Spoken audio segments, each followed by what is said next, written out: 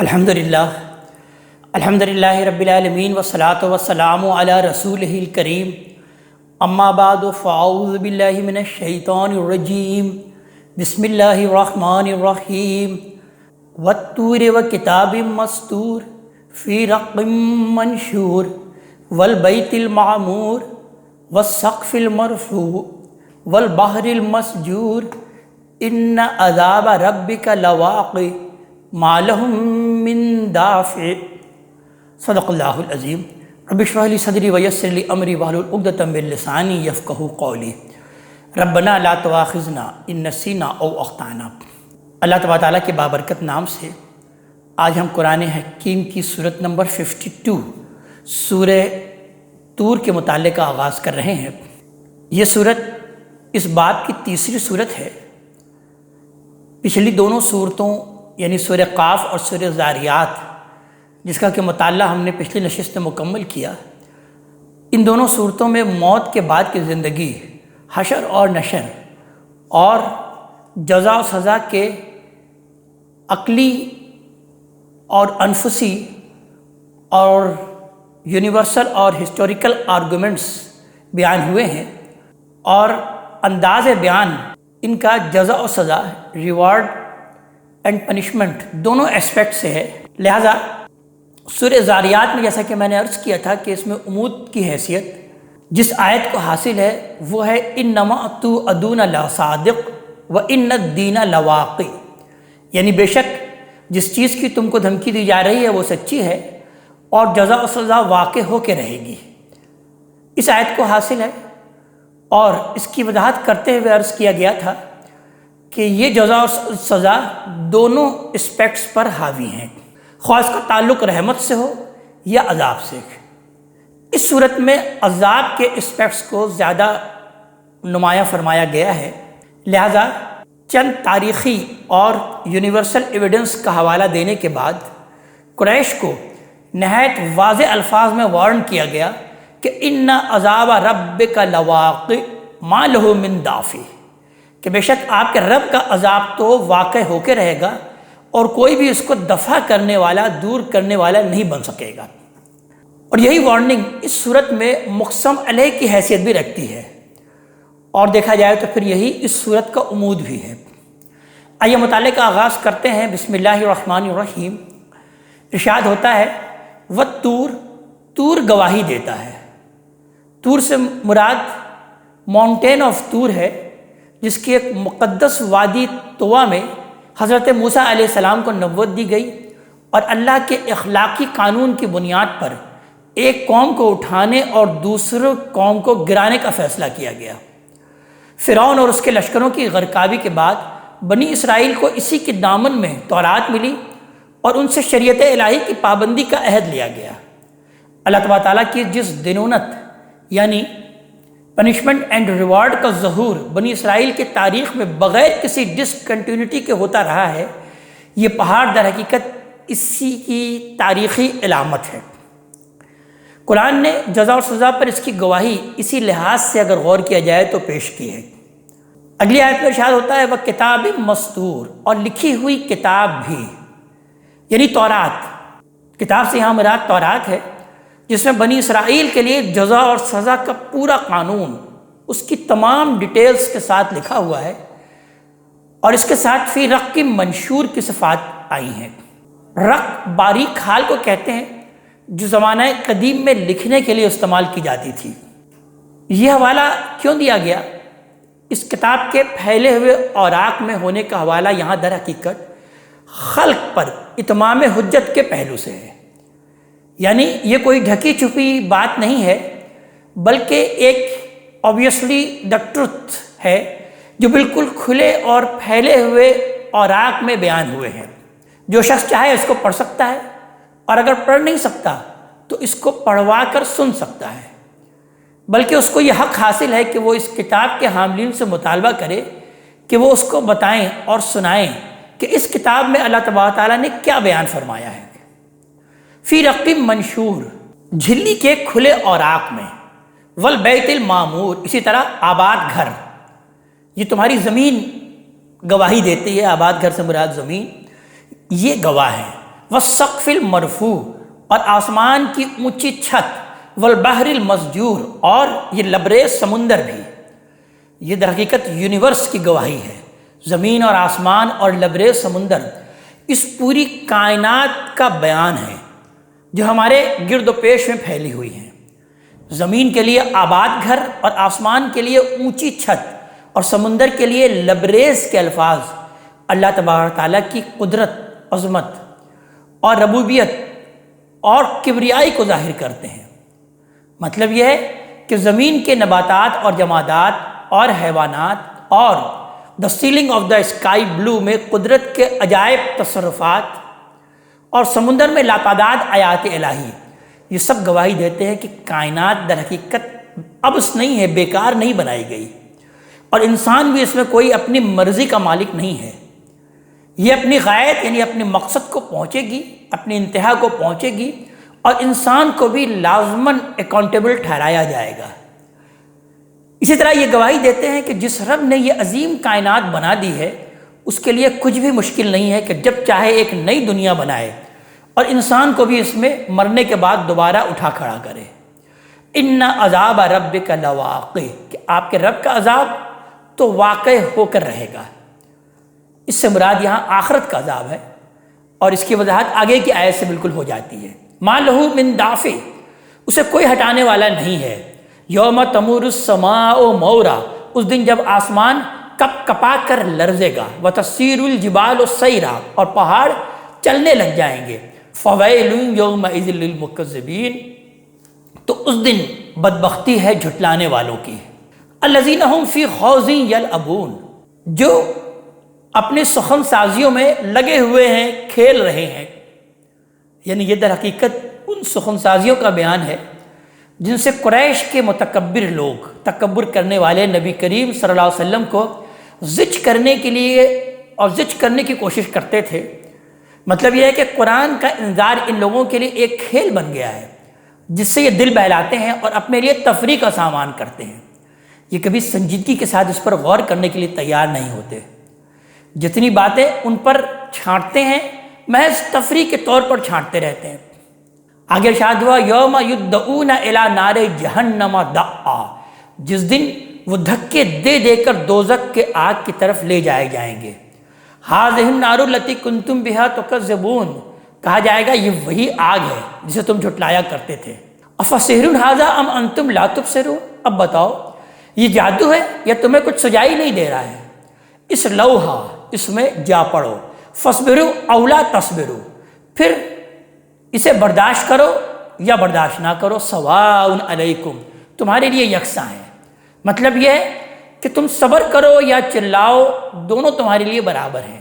یہاں نہ صبر کی داد ہے، نہ نالا اور فریاد کے لیے کوئی ہیئرنگ ہے، تمہیں یہیں رہنا ہے، اس سے اب تمہارے لیے کوئی فرار کی جگہ نہیں ہے۔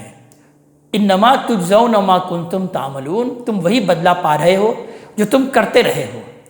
ان المتقین فی جنات و نعیم، بے شک جو متقی ہیں، جو پرہیزگار لوگ ہیں، البتہ وہ باغوں اور نعمتوں میں ہوں گے۔ فاکہین بما آتاہم ربہم، ان کے رب نے جو کچھ انہیں بخشا ہے اس سے لطف اندوز ہو رہے ہوں گے، اس سے لطف لے رہے ہوں گے۔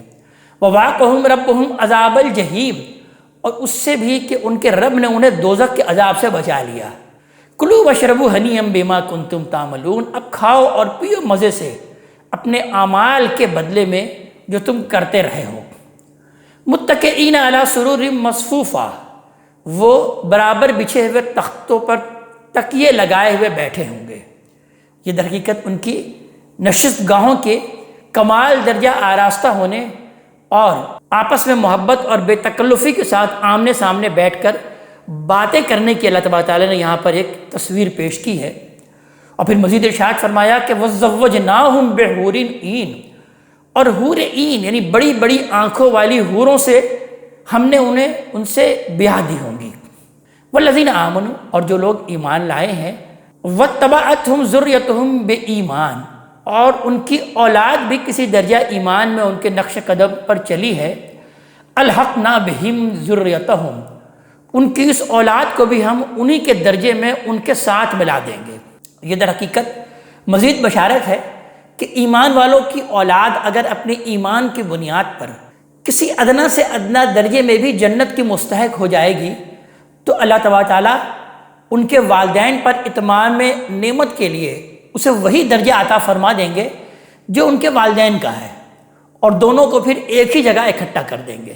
اس سے ظاہر ہے کہ یہ بات بھی نکلتی ہے کہ یہی معاملہ وائس ورثہ بھی ہوگا، یعنی اس صورت میں بھی ہوگا کہ جب والدین کسی نیچے کے درجے میں ہوں گے، اس لیے کہ والدین اور اولاد کا جو تعلق خاطر اولاد کو والدین کے درجے تک اٹھانے کا باعث بن رہا ہے، وہی تعلق خاطر اسی دوسری صورت میں بھی موجود ہے۔ تو آگے ارشاد ہوا کہ وما التناہم من عملہم من شیء، اور ان کے عمل میں ان کے لیے کوئی کمی ہم نہیں کریں گے، یعنی اس یکجائی کے لیے، یہ ان دونوں کو ایک جگہ ملانے کے لیے والدین کا درجہ کم کر کے انہیں نیچے نہیں اتارا جائے گا، بلکہ ان سے ملانے کے لیے اولاد کا درجہ بڑھا کر اسے اوپر پہنچا دیا جائے گا، اس لیے کہ کل امرئ بما کسب رہین، ہر ایک اپنی کمائی کے بدلے میں رہن ہے، مورگیج ہے، یعنی والدین خواہ بجائے خود کتنے ہی بڑے مرتبے کے لوگ ہوں، ان کی اولاد اسی صورت میں ان کے ساتھ ملائی جائے گی جب وہ اپنے ایمان اور عمل سے جنت کا استحقاق پیدا کر لیں۔ اس لیے کہ ہر بندے کا نفس خدا کے پاس مورگیج ہے، وہ اپنی کمائی اللہ تبارک تعالیٰ کے حضور میں پیش کرے گا تو پھر یہ رہن چھڑائے گا، لیکن چھڑا لے تو اس کے بعد جہاں تک درجات کا تعلق ہے تو اللہ تبارک تعالیٰ اپنے فضل و کرم سے ان میں جو اضافہ چاہے اللہ تبارک تعالیٰ کر سکتا ہے۔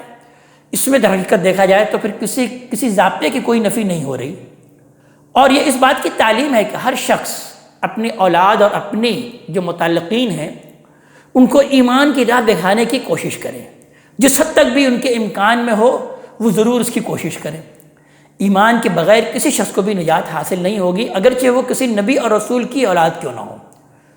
البتہ یہ ضرور ہے کہ کسی کی اولاد نے اگر ایمان کی راہ اختیار کر لی تو اگر اس کی ایمان کم درجے کا ہی ہو لیکن اس کو اپنے بلند منزلت بزرگوں کے ساتھ جنت میں اللہ تبارک تعالیٰ ضرور شامل کر دیں گے۔ وَأَمْدَدْنَاهُمْ بِفَاكِهَةٍ وَلَحْمٍ مِّمَّا يَشْتَهُونَ، ہم ان کے پسند کے میوے اور گوشت ان کو برابر دیتے چلے جائیں گے۔ یہاں پر جو لفظ استعمال ہوا ہے امددناہم، یہ در حقیقت اس بات کی طرف اشارہ کرتا ہے کہ جتنے لوگ بڑھیں گے اسی کے لحاظ سے اللہ تبارک تعالیٰ کے فضل و کرم اور لطف و عنایت میں بھی اضافہ ہوتا چلا جائے گا۔ یتنازعون فیہا کاسا، وہ اس میں شراب کے جام ایک دوسرے سے لے رہے ہوں گے، لا لغو فیہا ولا تعصیم، جس میں نہ یاوہ گوئی ہوگی اور نہ گناہ میں ڈالنے کی باتیں۔ وَيَطُوفُ عَلَيْهِمْ غِلْمَانٌ لَهُمْ كَأَنَّهُمْ لُؤْلُؤٌ مَّكْنُونٌ، اور چھپا کر رکھے ہوئے موتیوں کی طرح خوبصورت لڑکے انہی کے لیے خاص ان کی خدمت میں دوڑتے پھر رہے ہوں گے۔ وَأَقْبَلَ بَعْضُهُمْ عَلَى بَعْضٍ يَتَسَاءَلُونَ، وہ پیچھے کا حال پوچھتے ہوئے ایک دوسرے کی طرف متوجہ ہوں گے۔ قَالُوا إِنَّا كُنَّا قَبْلُ فِي أَهْلِنَا مُشْفِقِينَ، کہیں گے کہ ہم اس سے قبل تو اس سے پہلے اپنے گھر والوں کے بارے میں بڑے ڈرتے رہتے تھے، یعنی اپنی عاقبت کی فکر کے ساتھ ساتھ، اپنے انجام کار کے فکر کے ساتھ ساتھ ہمیں اپنے اہل و عیال کی بھی انجام کار کی، ان کی عاقبت کی بھی فکر رہتی تھی، اور ہم انہیں اللہ تبارک تعالیٰ کے تقوی اختیار کرنے اور اسی کے لیے جینے اور اسی کے لیے مرنے کی ہم تلقین بھی کرتے رہتے تھے۔ فمن اللہ علینا، تو اللہ تبارک تعالیٰ نے ہم پر فضل فرما دیا۔ وَوَقَانَا عَذَابَ السَّمُومِ، اور ہمیں دوزخ کے جھلسا دینے والے ہوا کے عذاب سے بچا لیا۔ اِنَّا كُنَّا مِن قَبْلُ نَدْعُوهُ، ہم اس سے پہلے اسی رب کو پکارتے تھے۔ یہ جملہ در حقیقت جو ابھی جملہ آیا اِنَّا كُنَّا قَبْلُ فِي أَهْلِنَا مُشْفِقِينَ، دیکھا جائے تو یہ اسی سے متعلق ہے۔ إِنَّهُ هُوَ الْبَرُّ الرَّحِيمُ، اس میں شبہ نہیں ہے کہ وہ بڑا باوفا ہے اور اس کی شفقت ابدی ہے، یعنی اپنے بندوں سے جو وعدے اس نے کیے ہیں ان سب کو پورا کرنے والا ہے، اور صرف پورا کرنے والا ہی نہیں، انہیں اپنے فضل اور اپنے عنایات سے مزید نوازنے والا بھی ہے۔ فذکر، لہذا نبی کریم صلی اللہ علیہ وسلم کو مخاطب کر کے اللہ تبارک تعالیٰ بیان فرما رہے ہیں کہ آپ کو یاد دہانی کراتے رہیں، آپ اس بات کی پرواہ نہ کریں۔ فما انت بنعمت ربک بکاہن ولا مجنون، اس لیے کہ آپ اپنے رب کے فضل سے تو آپ نہ تو کاہن ہیں اور نہ آپ دیوانے ہیں۔ ام یقولون شاعر، کیا یہ کہتے ہیں کہ یہ ایک شاعر ہے؟ نتربص بہ ریب المنون، جس کے لیے ہم گردش روزگار کے منتظر ہیں۔ اس بات سے وہ اپنے در حقیقت فالوورز کو یہ باور کرانا چاہتے تھے کہ قرآن بھی ایک طرح کی شاعری ہی ہے، اسے وحی اور الہام کا درجہ دے کر کوئی تشویش میں مبتلا ہونے کی ضرورت نہیں ہے۔ ہمارے شاعروں کی طرح اپنی فصاحت اور بلاغت کی دھوم مچا کر یہ پیغمبر بھی ایک دن گردش روزگار کی نظر ہو جائیں گے۔ یہ کوئی ایسی چیز نہیں ہے کہ اسے سنجیدگی سے سنا جائے اور مان لیا جائے کہ جس عذاب کی وعید یہ سنا رہے ہیں وہ فی الواقع آ ہی جائے گا، یعنی یہ کوئی ماننے کی چیز نہیں ہے۔ اس طریقے سے وہ اپنے فالوورز کو بہکایا کرتے تھے۔ آگے اللہ تعالیٰ ارشاد فرما رہے ہیں قل تربصوا، ان سے کہہ دیں کہ ٹھیک ہے پھر انتظار کرو، فإنی معکم من المتربصین، کہ میں بھی تمہارے ساتھ انتظار کرتا ہوں۔ ام تأمرهم احلامهم بہذا، کیا ان کی عقلیں انہیں یہی کچھ سکھاتی ہیں؟ ام ہم قوم طاغون، یا یہ ہیں ہی سرکش لوگ۔ مطلب یہ ہے کہ ان کی سرکشی ہی یہ باتیں ان سے کہلوا رہی ہیں، اس میں علم اور عقل کو کوئی دخل نہیں ہے۔ ام یقولون تقولا، کیا یہ کہتے ہیں کہ اس نے یہ قرآن خود ہی گھڑ لیا ہے؟ بل لا یؤمنون، نہیں یہ بات نہیں ہے، بلکہ یہ ماننا نہیں چاہتے۔ فلیأتوا بحدیث مثلہ ان کانوا صادقین، تو اپنی بات میں سچے ہیں تو اسی شان کا کوئی کلام بنا لائیں، یعنی اس شان کا کلام کہ عربی زبان کی بلاغت کے جو اسالیب ہیں اور علم اور ادب کی روایات سے واقف ادبی ذوق کے حاملین اسے پڑھیں تو صاف محسوس کریں کہ اس کی مانند کوئی کلام انسانی ذہن کے لیے تخلیق کرنا ممکن نہیں ہے۔ اس شان کے کلام کہ جس میں قرآن ہی کی طرح خدا بولتا ہوا نظر آئے، جو ان حقائق کو واضح کرے جن کا واضح ہونا انسانیت کی شدید ترین ضرورت ہے، اور وہ کسی انسان کے کلام سے کبھی واضح نہیں ہوئے، جو ان معاملات میں رہنمائی کرے جن میں رہنمائی کے لیے کوئی دوسرا ذریعہ سرے سے موجود ہی نہیں ہے، جس میں تو نہ تو فکر اور خیال کی کوئی کنٹروڈکشن ہو اور نہ بولنے والے اسپوکن کے دل اور دماغ میں پیدا ہونے والی کیفیت کی کوئی جھلک دکھائی دے، اور نہ رائے اور نقطہ نظر کی تبدیلی کے کوئی آثار کہیں دیکھے جا سکتے ہوں۔ ایک ایسا کلام جس کے حق میں وجدان گواہی دے، علم اور عقل کے مسلمات جس کی تصدیق کرے، جو ویران کے دلوں کو اس طرح سیراب کر دے جس طرح مردہ زمین کو بارش سیراب کرتی ہے، جس میں وہی شان اور وہی تاثیر ہو جو قرآن کا پڑھنے والا اگر اس کی زبان سے واقف ہو تو اس کے لفظ لفظ میں محسوس کرتا ہے۔ پھر آگے بیان کیا جا رہا ہے کہ ان سے پوچھیں کہ یہ آخرت کو نہیں مانتے تو ام خلقوا من غیر شیء ام هم الخالقون، کیا بغیر کسی خالق کے پیدا ہو گئے ہیں یا آپ ہی اپنے خالق ہیں؟ ام خلقوا السماوات والارض، یا زمین اور آسمانوں کو انہوں نے پیدا کیا ہے؟ بل لا یوقنون، نہیں یہ بات نہیں ہے، بلکہ در حقیقت یہ یقین نہیں رکھتے۔ اور پھر بھلا یہ کس بنیاد پر اکڑ رہے ہیں؟ ام عندہم خزائن ربک، آپ کے رب کے خزانے کیا انہی کے پاس ہیں؟ ام ہم المسیطرون، یا ان پر انہی کا حکم چلتا ہے؟ ام لہم سلم یستمعون فیہ، کیا ان کے پاس کوئی سیڑھی ہے کہ اس پر چڑھتے اور آسمان کی باتیں سن لیتے ہیں کہ ان کے لیے وہاں بھی عیش ہے؟ فلیأت مستمعہم بسلطان مبین، اگر ایسا ہے تو ان میں سے جس نے سنا ہے وہ کوئی واضح دلیل پیش کرے۔ اور پھر آگے اللہ تعالیٰ ارشاد فرماتے ہیں کہ بھلا ذرا دیکھیں یہ اپنی عقائد کو کہ ان کے بھی کیسے احمقانہ عقائد ہیں کہ جو زمین اور آسمان کا خالق ہے، ام لہ البنات ولکم البنون، کیا اس کے لیے تو بیٹیاں ہیں اور تمہارے لیے بیٹے؟ یعنی اس سے زیادہ فنی عقیدہ اور کیا ہو سکتا ہے کہ تم اللہ تبارک تعالیٰ کے لیے اولاد تجویز کرتے ہو، اور اولاد بھی لڑکیاں جن کا وجود تمہیں اپنے گھر میں اور خود اپنے لیے گوارا نہیں ہوتا ہے۔ اور پھر آگے اللہ تعالیٰ ارشاد فرما رہا ہے آیت نمبر 40 میں کہ یہ کیوں نہیں سنتے؟ ام تسألہم اجرا، کیا آپ ان سے کوئی اجر مانگتے ہیں؟ فہم من مغرم مثقلون، کہ وہ اس تاوان کے بوجھ تلے دبے جا رہے ہیں۔ ام عندہم الغیب، کیا ان کے پاس غیب کا علم ہے؟ فہم یکتبون، تو یہ خود ہی لکھ لیتے ہیں اور اپنی ہدایت کے لیے یہ کسی پیغمبر کی کوئی ضرورت محسوس نہیں کرتے۔ ام یریدون کیدا، کیا یہ کوئی چال چلنا چاہتے ہیں؟ فالذین کفروا هم المکیدون، تو جنہوں نے کفر کیا ہے یہ چال انہی پر الٹی پڑے گی۔ ام لہم الہ غیر اللہ، کیا یہ اللہ تبارک تعالیٰ کے سوا ان کے لیے کوئی اور الہ ہے جو انہیں بچا لے گا؟ ہرگز نہیں۔ سبحان اللہ عما یشرکون، اللہ تبارک تعالیٰ تو پاک ہے ان سے جو یہ شرک ٹھہراتے ہیں۔ آگے بیان ہو رہا ہے کہ یہ در حقیقت نہیں مانیں گے۔ وَإِن يَرَوْا كِسْفًا مِّنَ السَّمَاءِ سَاقِطًا يَقُولُوا، اور اگر آسمان سے کوئی ٹکڑا بھی گرتا ہوا دیکھیں گے تو کہیں گے سحاب مرکوم، یہ تو تہ بتہ بادل ہیں جو عمڈے چلے آ رہے ہیں۔ فذرہم، تو اس لیے انہیں چھوڑ دو۔ حتیٰ یلاقوا یومہم الذی فیہ یصعقون، یہاں تک کہ یہ اپنے اس دن کو پہنچ جائیں جس دن ان کے ہوش جاتے رہیں گے۔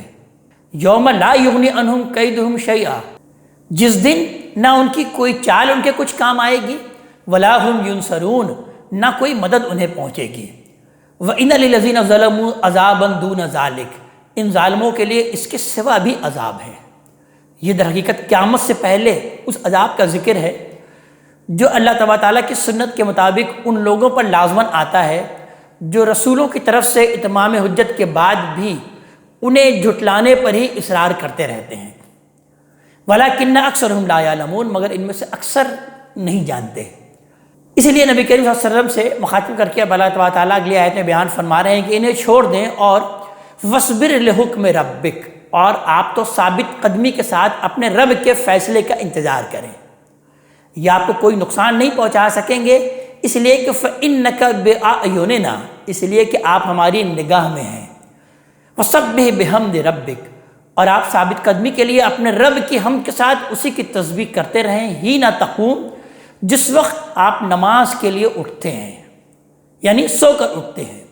ہی نہ تقوم کے جو الفاظ اصل میں آئے ہیں انہیں اگر سورہ مزمل کی آیتوں کی روشنی میں دیکھا جائے کہ یا ایھا المزمل قم اللیل الا قلیلا نصفہ او انقص منہ قلیلا، اس آیت کی روشنی میں اگر دیکھا جائے تو جس میں نبی کریم صلی اللہ علیہ وسلم کو تہجد کے لیے اٹھنے کی ہدایت کی گئی ہے، تو یہاں پر ہی نہ تقوم کی اس کے علاوہ پھر اور کوئی تعویل نہیں کی جا سکتی۔ وَمِنَ اللَّيْلِ فَسَبِّحْهُ، اور رات میں بھی آپ اس کی تسبیح کریں، وَإِدْبَارَ النُّجُومِ، اور اس وقت بھی جب ستارے پلٹتے ہیں۔ نماز کی یہ ہدایت صبر حاصل کرنے کی ایک تدبیر کے طور پر آئی ہے، اس لیے کہ صبر کی توفیق جس کو بھی ملتی ہے اللہ تبارک تعالیٰ کی مدد سے ہی ملتی ہے، اور اللہ کی مدد حاصل کرنے کا در حقیقت واحد ذریعہ نماز ہی ہے۔ اس آیت پر یہ سورہ مبارکہ اپنے اختتام کو پہنچتی ہے۔ اللہ تبارک تعالیٰ ہمیں اپنے کلام کا فہم عطا فرمائے اور عمل کی توفیق عطا فرمائے۔ اقول قولی ھذا واستغفر اللہ لی ولکم ولسائر المسلمین والمسلمات۔